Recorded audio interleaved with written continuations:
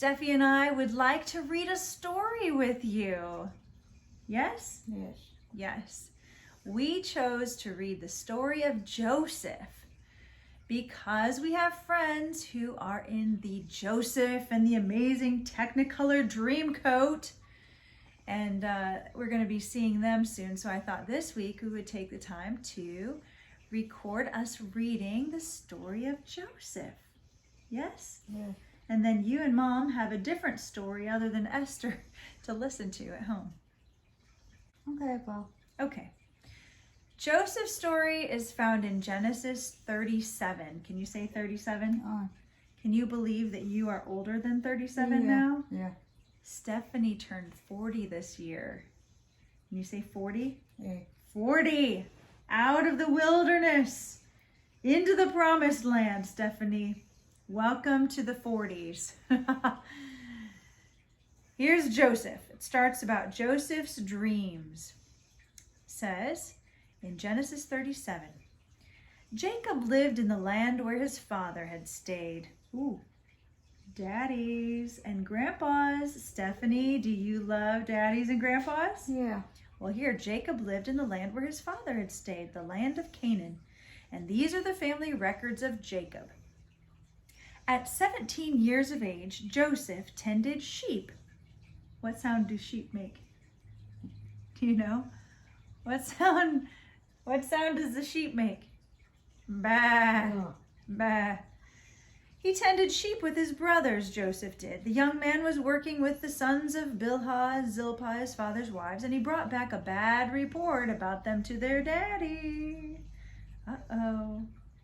Now Israel loved Joseph more than his other sons because Joseph was a son born to him in his old age. And he made a robe, a coat, Stephanie. You like your coats, don't you? Yeah. So Jacob made Joseph a robe or a coat of many colors for him. And when his brothers saw their father loved him more than all the brothers, they hated Joseph and could not bring themselves to speak peaceably to him.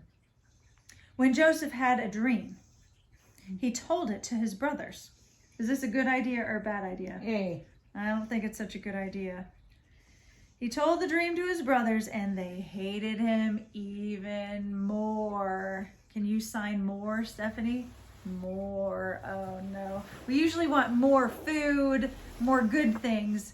But this case, Joseph received more hatred from his brothers. He said to them, listen to this dream I had.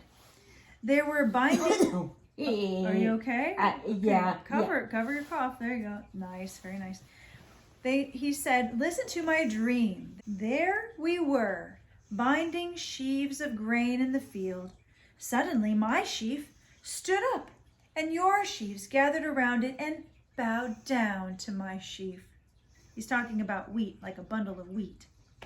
Like you make bread out of wheat. Yeah. Do you like bread? Yeah. Good. We're going to have some bread for dinner tonight. Are you going to reign over us? His brothers asked. Are you really going to rule us? So they hated him even more because of his dream and what he had said.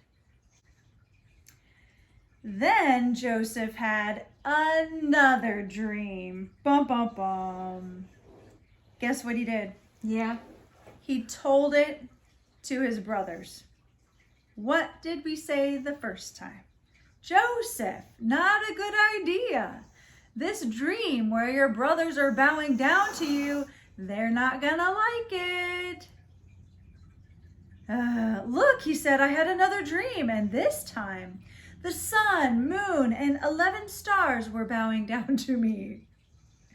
Now, I have a question for you, Steffi. Yeah. Did God give Joseph the dream? Yeah. Yes, he did. So the dream was a good dream, especially for Joseph. In the end, I'll give you a foreshadowing, it will be a good dream for his brothers too. In the end, it's good for them too. Joseph told his father and his brothers, but his father rebuked him.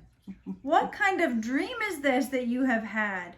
Are your mother and brothers and I going to come and bow down to the ground before you?"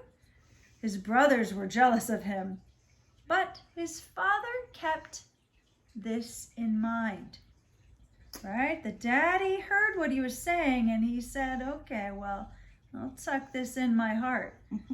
That's what Mary, the mother of Jesus, did too. She kept those things about Jesus in mind. Now here's a part of the story that's a little scary. Are you ready? Yeah. Okay. Joseph's brothers had gone to pasture their father's flocks at Shechem. Israel said to Joseph, now Israel is also the name of Jacob. Okay, so sometimes, no, they're not here. Sometimes they call Grandpa Jacob Israel.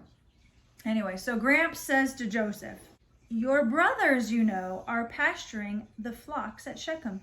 Get ready. I'm sending you to them." Right? So Daddy has given him a special coat. Now the daddy gives him a special assignment to go check in on them. How's that going to go? Well, Joseph says, "I'm ready." Israel said, "Then go and see how your brothers and the flocks are doing, and bring word back to me." So he sent him from the valley of Hebron, and he went to Shechem. A man found him there, wandering in the field, and asked him, "What are you looking for?" "I'm looking for my brothers," Joseph said. "Can you tell me, where are they pasturing their flocks?" "They've moved on from here," the man said. "I heard them say, 'Let's go down to Dothan.'" You know what's in Dothan? Yeah. I think that they were just hanging out and having fun in Dothan. They weren't doing the hard work that they've been assigned to do, I think. Joseph set out after his brothers and found them at Dothan. They saw him in the distance, and before he had reached them, they all plotted to kill him. Bum, bum, bum. Bad news for Joseph, huh? And for them. They said to one another, "Here comes that dreamer. Come on, let's go kill him and throw him into one of these pits. We can say that vicious animal ate him." Oh, then we'll see what becomes of his dreams. Dun, dun, dun. When Reuben, the oldest, heard this, he tried to save Joseph from them. He said, "Let's not take his life." Reuben also said, "Don't shed blood. Just throw him into this pit in the wilderness, but don't lay a hand on him." Because you know what Reuben's plan was? No. He was going to go and save his baby brother. It says here that Reuben intended to rescue Joseph from their hands and return him to his father. When Joseph came to his brothers, they stripped off his robe, that robe of many colors. He wore it everywhere, didn't he? Do you like to wear your coat everywhere, Steffi? Yeah. You do. Even inside, don't you? Can't blame you today. It's been 30 degrees outside, so coats, that's good. Then they took Joseph and threw him in the pit. You think that hurt? No. Ow!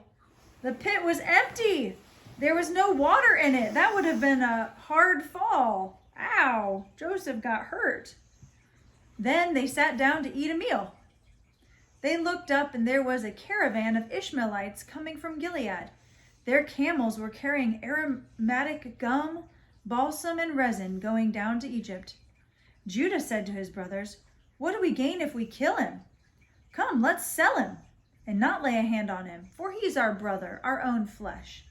And they agreed. When the Midianite traders passed by, his brothers pulled Joseph out of the pit and sold him for 20 pieces of silver to the Ishmaelites, who took him to Egypt. When Reuben returned to the pit and saw Joseph was not there, he tore his clothes. He went back to his brothers and said, "The boy is gone. What am I going to do?" So they took Joseph's robe, slaughtered a goat, and dipped the robe in its blood. Hey, no. There. The brothers sent the robe of many colors to their daddy and said, "We found this. Examine it. Is this your son's robe?" Oh, Grandpa Jacob was so sad he recognized it. It is my son's robe. A vicious animal has devoured him. Joseph has been torn to pieces. Then Jacob tore his clothes, and he put on sackcloth around his waist and mourned for his son. He cried and cried and cried for many days. All his sons and daughters tried to comfort him, but he refused to be comforted. No, I will go down to Sheol to my son mourning. And Joseph's daddy wept for him. Meanwhile, the Midianites sold Joseph in Egypt to Potiphar, an officer of Pharaoh, the captain of the guard. So, was Joseph really dead? No. No, he wasn't. Was his daddy very sad? No. Yes, his daddy thought he had died and he was very sad. But there's so much more to this story. Should we read more next time? Yeah. Okay, we'll read more next time. Bye for now, friends. Wave bye-bye.